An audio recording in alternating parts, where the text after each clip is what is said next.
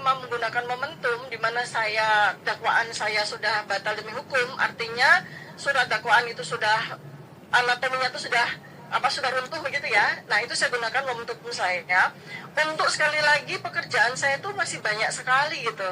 Pekerjaan saya sebagai peneliti, sebagai intelektual publik yang mengawal berbagai permasalahan yang terjadi pada masyarakat Indonesia, pada umat manusia gitu ya, sebagai dokter begitu ya, itu kan banyak sekali tertunda karena 450 hari ini saya terus-menerus terlibat di dalam kriminalisasi ini gitu kan, bersentuhan dengan hukum dan sebagainya, sehingga saya kan kebingungan, atau bukan kebingungan ya, tapi saya kesulitan untuk mencari momentum mana di mana saya mesti kembali lagi kepada khitoh ya, kembali kepada jati diri saya sebagai dokter, sebagai intelektual publik gitu kan. Nah, karena itu maka ketika eksepsi saya diterima lalu amar putusan itu berbunyi seperti itu, ya itu ada momentum yang tertepat bagi saya. Menanggapi langkah yang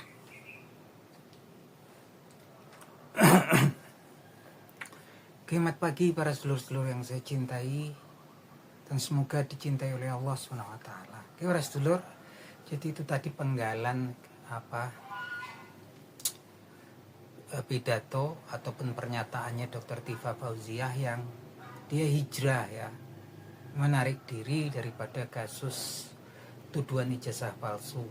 Yang jelas memang saat ini memang kalau kita lihat ketika eksepsinya Dr. Tifa itu diterima dan dia bukan jadi terdakwa lagi ya teman-teman, artinya ya lepas statusnya dia sebagai terdakwa, dan ini sepertinya memang kemudian suatu celah hul atau kesempatan untuk Dr. Tifa untuk kemudian mulai berpikir ulang ya. Karena Dr. Tifa ini kan memang udah berhadapan dengan kasus ini udah lama banget ya. Tadi diberitakan oleh beliau sampai kemudian sekitar 450 hari. Dan saya rasa itu memang suatu langkah yang bijaksana dari Dr. Tifa Fauziah untuk menarik diri dari kasus ini gitu kan, dan untuk lebih fokus pada hal-hal yang lebih penting untuk dirinya. Karena kenapa ya saya bilang jangan kemudian maksain diri. Kalau kita main catur itu kita nggak cuman pinter, tapi kita juga harus pandai berstrategi, kita juga harus cerdik gitu kan.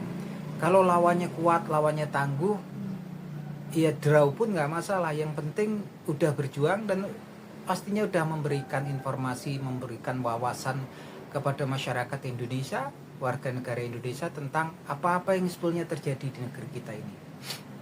Paling nggak orang-orang yang kemudian open mind sudah thankful lah pada Dr. Tifa Fauziah sudah memberikan informasi yang penting buat kita semua gitu kan.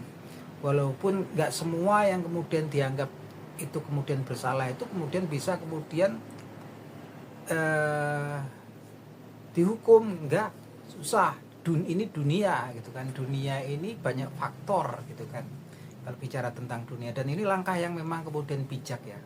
Orang-orang pun kalaupun Dr. Tifa mundur ataupun hijrah apapun itulah, whatever, orang-orang udah ngerti gitu kan, memberikan wawasan kita semua, memberikan masukan kepada kita semua tentang apa-apa yang terjadi di negeri kita ini, sehingga kita sebagai warga negara bisa menyikapinya, bisa kemudian mendapatkan informasi yang penting. Dan hijrah itu bukan berarti takut ya gitu kan. Hijrah itu seperti berstrategi, gimana dulu pernah diberitakan gitu kan, kalau Nabi Musa alaihissalam pun pernah berhijrah ke negeri Madian karena memang lawannya kuat gitu kan.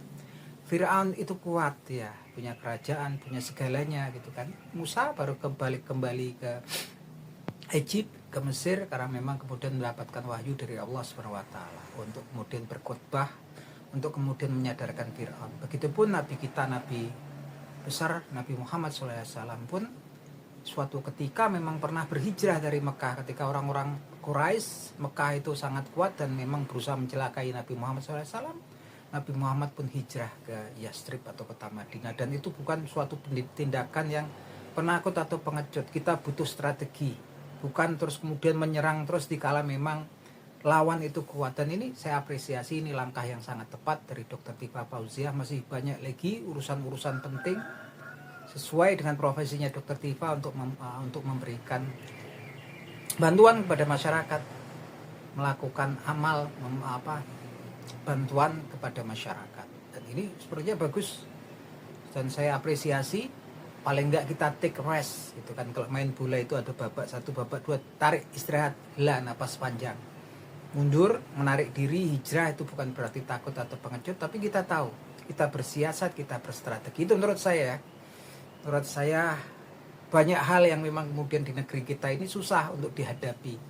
Paling enggak kemudian kita memberikan informasi, membuka mata kayak Dr. Tifa, Pak Roy membuka mata, memberikan wawasan pada banyak masyarakat, lapisan masyarakat yang ada di Indonesia. Sekalipun memang kemudian nggak bisa dibuktikan gitu kan, tapi kita semua paling nggak udah memberikan wawasan. Itu aja kalau menurut saya. Kalau menurut teman-teman, mungkin teman-teman punya pendapat yang lain, monggo silahkan teman-teman tulis komennya di kolom komentar tentang status hijrahnya Dr. Tifa dari kasus tuduhan ijazah palsu. Oke?